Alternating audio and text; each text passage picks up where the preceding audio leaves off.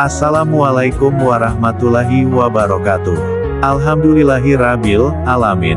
Segala puji hanya milik Allah, Tuhan semesta alam. Sholawat dan salam semoga senantiasa tercurah kepada junjungan kita Nabi Muhammad, sang teladan sepanjang zaman, kepada keluarga, sahabat, dan seluruh pengikut beliau hingga akhir zaman. Sajabat relung jiwa yang dirahmati Allah. Pernahkah kita bertanya pada diri sendiri, siapa manusia paling berpengaruh sepanjang sejarah? Bukan raja, bukan panglima, bukan ilmuwan, tetapi seorang nabi yang lahir yatim piatu, hidup sederhana, namun mampu mengubah dunia dengan akhlaknya. Beliau bukan sekadar berkata-kata, tapi hidupnya adalah cermin kebaikan. Sampai-sampai musuh-musuhnya pun mengakui, kami tidak pernah melihat seorang pun yang lebih jujur dari Muhammad. Pertanyaannya sekarang adalah, jika akhlak Rasulullah mampu menaklukkan hati yang keras, menghapus kebodohan, dan menyatukan bangsa yang terpecah belah, mengapa kita, yang mengaku umat beliau, masih sering gagal menampilkan keindahan akhlak itu dalam kehidupan kita? Mari kita selami, kita hayati, dan kita buktikan sendiri, bahwa akhlak Rasulullah bukan hanya kisah masa lalu, tapi cahaya yang sanggup menuntun dunia yang sedang gelap hari ini.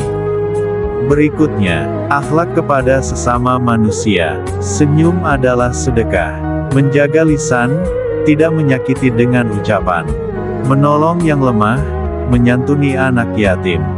Berlaku adil dan jujur. Akhlak bukan sekadar etika sosial, ia buah dari iman. Semakin dekat seorang hamba kepada Allah, semakin lembut pula ia kepada manusia. Al-Quran memuji Nabi, sesungguhnya engkau, Muhammad, benar-benar berada di atas budi pekerti yang agung. Al-Quran Surat Al-Qalam, ayat keempat. Maka siapapun yang mencintai beliau, meneladani akhlaknya dalam keseharian, di rumah, di jalan, di tempat kerja, dan di dunia maya. Di antara pilar akhlak kepada sesama yang paling mudah diingat, dan paling besar pahalanya, adalah senyum, menjaga lisan, menolong yang lemah serta menyantuni anak yatim, dan berlaku adil serta jujur. Mari kita renungkan satu persatu dengan cara yang membumi dan dapat langsung diamalkan. 1. Senyum adalah sedekah. Nabi bersabda, senyummu kepada saudaramu adalah sedekah. Senyum itu sederhana tapi tidak sepele. Ia tidak mengurangi harta, namun menambah pahala, mengurangi tegang, namun menambah keakraban. Senyum yang tulus, bukan dibuat-buat, itu adalah tanda hati yang lapang dan doa sunyi, dengan ucapan, semoga engkau baik. Mengapa senyum bernilai sedekah? Ia menghidupkan harapan orang yang hampir padam semangatnya. Ia menutup pintu prasangka, orang yang kita sapa merasa dihargai. Ia menular. Kebaikan kecil yang berantai bisa jadi perlindungan dari dosa besar. Latihan harian. Niatkan, sedekah senyum, setiap kali bertemu orang tua, pasangan, anak, tetangga, atau petugas layanan, siapapun. Sertakan sapaan singkat dan menyebut nama jika tahu, pagi, Pak Andi. Nama adalah jembatan hati. 2. Menjaga lisan, berkata baik atau diam. Rasulullah mengajarkan, siapa yang beriman kepada Allah dan hari akhir, hendaklah berkata baik atau diam.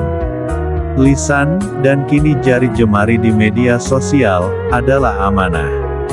Ucapan bisa menjadi penawar, bisa pula menjadi racun. 3 hak utama orang lain atas lisan kita. 1. Tidak disakiti oleh kata-kata, stop merendahkan, menyindir tajam, mempermalukan. 2. Tidak didustai, kejujuran adalah dasar kepercayaan.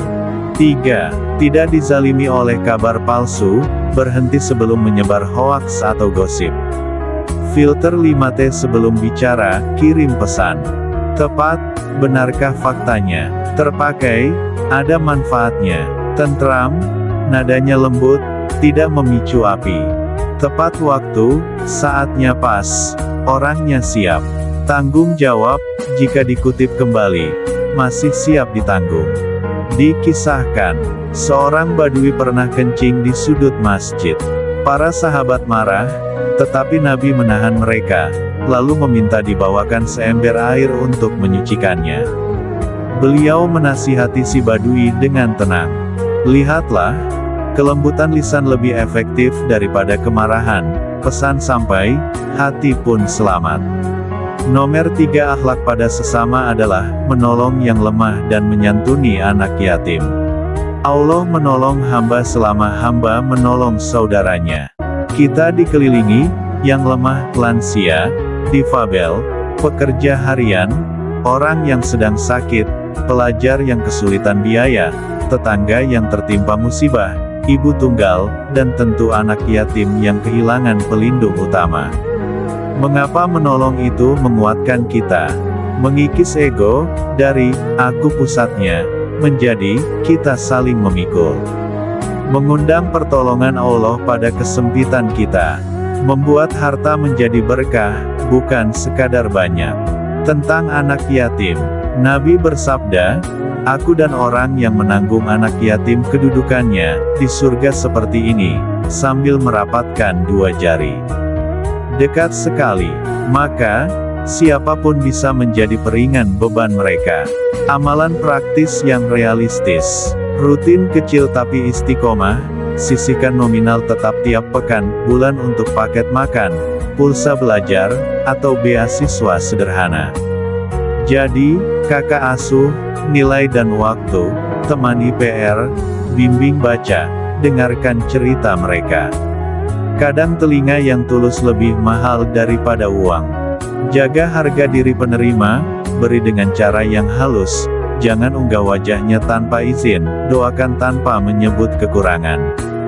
Perhatikan keluarga terdekat dulu, paman, bibi, sepupu, tetangga, kemuliaan paling dekat sering kita lewatkan.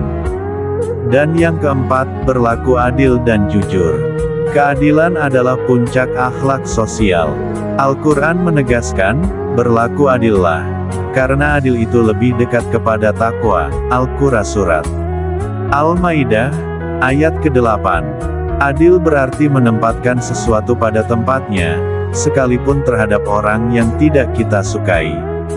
Sedangkan jujur adalah pintu kepercayaan, tanpa kejujuran, hubungan runtuh, bisnis ambruk, keluarga retak. Jejak Nabi. Sebelum diangkat menjadi rasul, beliau sudah dijuluki Al-Amin, yang terpercaya. Musuh pun menitipkan barangnya kepada beliau. Inilah bukti, akhlak yang benar menembus batas perbedaan. Laku adil dan jujur di keseharian.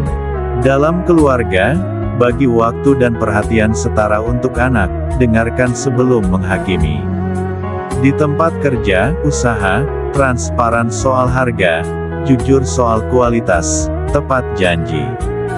Di komunitas, kalau salah, akui, kalau benar, tidak sombong. Di dunia digital, jangan manipulasi bukti, jangan potong-potong konteks demi sensasi. Merangkai 4 pilar jadi gaya hidup. Bayangkan satu hari Anda, membuka pagi dengan senyum, menjaga lisan sepanjang interaksi, menyisihkan waktu, tenaga, harta untuk yang lemah, lalu menutup semua urusan dengan adil dan jujur. Hari itu mungkin biasa di mata dunia, tapi besar di sisi Allah. Mari kita renungkan sebuah kisah menyentuh dari Rasulullah. Di kota Makkah, ada seorang wanita tua Yahudi yang setiap hari meletakkan sampah di jalan yang biasa dilalui Rasulullah. Bahkan, kadang ia melemparkan kotoran ke arah beliau. Namun, Rasulullah tidak pernah marah. Beliau tetap tersenyum, tetap mendoakan kebaikan untuk wanita itu. Hingga suatu hari, wanita itu sakit keras. Rasulullah datang menjenguknya, membawa makanan, menanyakan kabarnya. Wanita itu terkejut. Wahai Muhammad, engkau tidak membalas keburukanku, bahkan engkau menjengukku. Saat itulah hatinya luluh. Ia berkata, sungguh, akhlakmu mulia. Aku bersaksi tiada Tuhan selain Allah, dan Engkau adalah utusannya. Inilah bukti nyata, akhlak yang indah mampu menundukkan hati, bahkan mengubah kebencian menjadi cinta. Sahabat telung jiwa yang dimuliakan Allah, akhlak dalam Islam mencakup 3 hal besar. Pertama, akhlak kepada Allah, tunduk, taat, ikhlas beribadah, tidak menyekutukannya, selalu bersyukur, sabar, dan tawakal. Akhlak pertama kepada Allah adalah tunduk dan taat. Kita diciptakan bukan untuk hidup seenaknya, tapi untuk menjadi hambanya. Allah berfirman, "Dan aku tidak menciptakan jin dan manusia melainkan agar mereka beribadah kepadaku." Al-Quran Surat As-Sariyat, ayat 56. Tunduk kepada Allah artinya menyerahkan diri sepenuhnya. Saat Allah perintahkan salat, kita laksanakan. Saat Allah larang riba, kita tinggalkan. Saat Allah suruh menutup aurat, kita tutup. Tunduk berarti tidak membantah. Bayangkan, kalau kita tunduk kepada atasan di kantor, kepada guru di sekolah, kenapa kita kadang enggan tunduk kepada Allah yang memberi kita hidup? Kedua, ikhlas dalam beribadah.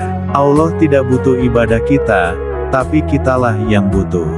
Karena itu, akhlak kepada Allah adalah ikhlas, beribadah hanya karenanya, bukan karena ingin dipuji orang. Rasulullah bersabda, "Sesungguhnya amal-amal itu tergantung niatnya, dan setiap orang akan mendapatkan sesuai dengan apa yang ia niatkan." Hadis riwayat Bukhari dan Muslim.